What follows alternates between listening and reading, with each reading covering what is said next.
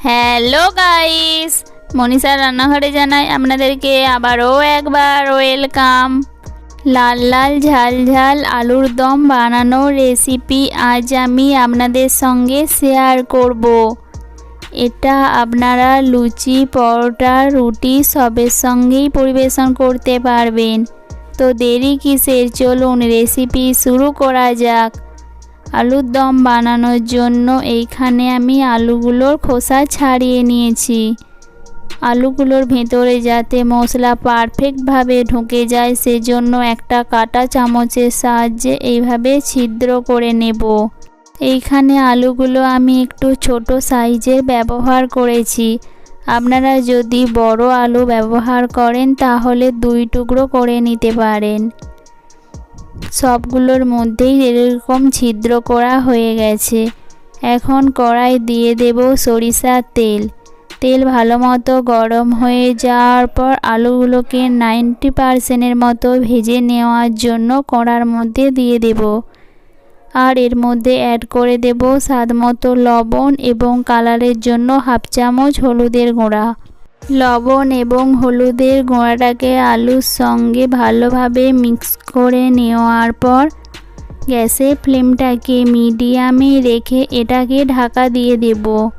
ততক্ষণে অপর দিকে একটা মশলার ঘোল তৈরি করে নেব। তার জন্য একটা বাটিতে নিয়েছি 4 চামচ টক দই।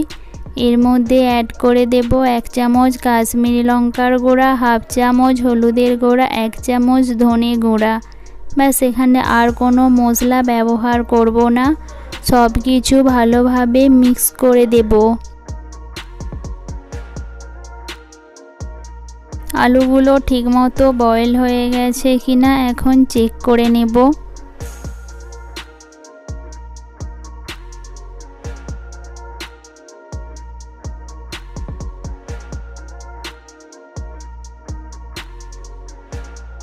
সেদ্ধ আলুগুলোকে এখন একটা পাত্রের মধ্যে তুলে রেখে দেব।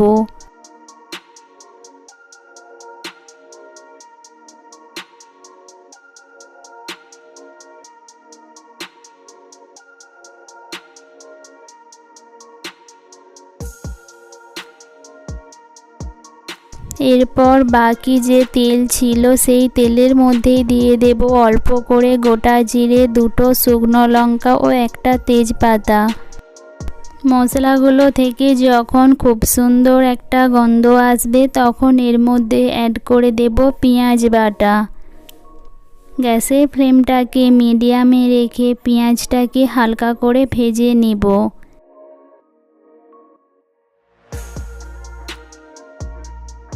পেঁয়াজের যখন হালকা করে কালার চেঞ্জ হয়ে আসবে তখন এর মধ্যে অ্যাড করে দেব আদা, রসুন ও টমেটো বাটা।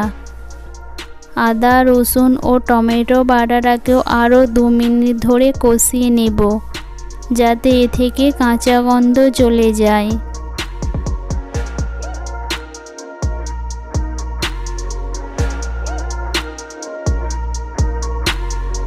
তারপর আগে থেকে যে মশলার ঘোল বানিয়ে রেখেছিলাম সেটা এর মধ্যে দিয়ে দেব ও তাতে অল্প করে জল দিয়ে সেটাও এর মধ্যে দিয়ে দেব। এখন গ্যাসের ফ্লেমটাকে মিডিয়ামে রেখে এটাকে আরও 3 থেকে 4 মিনিট ধরে কষাতে থাকব।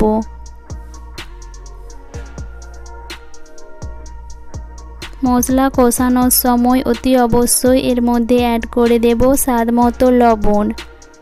মশলা থেকে যখন তেল ছাড়তে শুরু করবে তখন বুঝবেন মশলা পারফেক্টভাবে কষানো হয়ে গেছে। দেখুন মশলা থেকে তেল ছাড়তে শুরু করে দিয়েছে।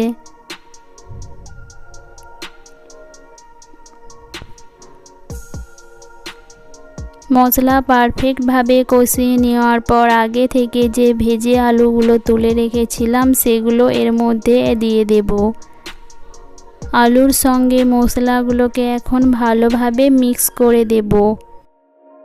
আপনারা আলুটাকে 100% যদি বয়েল করেন তাহলে এইভাবে মশলার সঙ্গে কষিয়েও খেতে পারেন, কিন্তু আজ আমি গ্রেভি বানাবো তাই এর মধ্যে অ্যাড করে দেব পরিমাণ মতো জল। গ্যাসের ফ্লেমটাকে মিডিয়ামে রেখে এটাকে এখন ফুটতে দেব। 2 মিনিটের জন্য এটাকে মিডিয়াম ফ্লেমে ঢাকা দিয়ে রেখে দেব। 2 মিনিট পর দেখুন কালারটা কত সুন্দর চলে আসছে।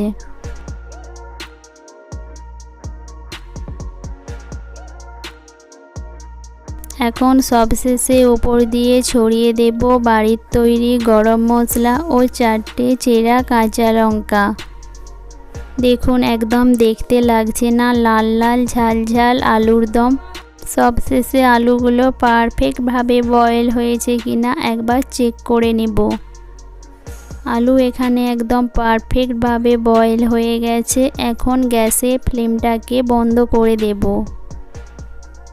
রেসিপিটা ভালো লাগলে অবশ্যই পরিবারের সঙ্গে শেয়ার করবেন। দেখা হবে এইরকমই নতুন নতুন রেসিপি নিয়ে। ততক্ষণে সবাই সুস্থ থাকবেন, ভালো থাকবেন। Tata, bye bye.